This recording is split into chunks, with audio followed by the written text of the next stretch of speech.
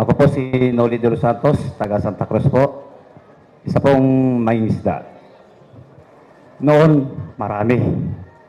Sagana. Kayang buhayin ng pamilya. Kaya kong paaralin ang mga anak ko. Mangisda kami. Lang. Hinahanap kami ng BIPAR.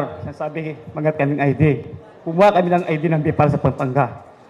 Para maging malaya kami. Noong nakakuha kami, mangisda kami sa ibang shoreline.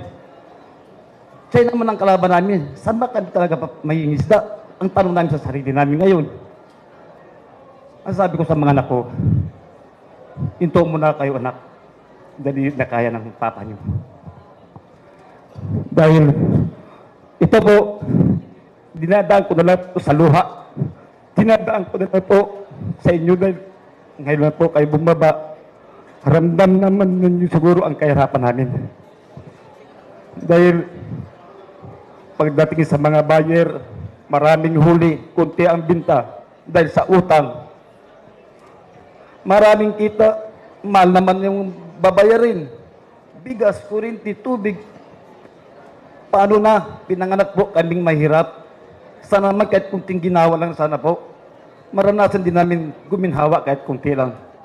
Ang hiling lang namin po, mapaaral lang namin mga anak namin, masaya na kami. Hindi namin kontento sa maraming pera. Sana po, ang hiling namin kay mangingisda,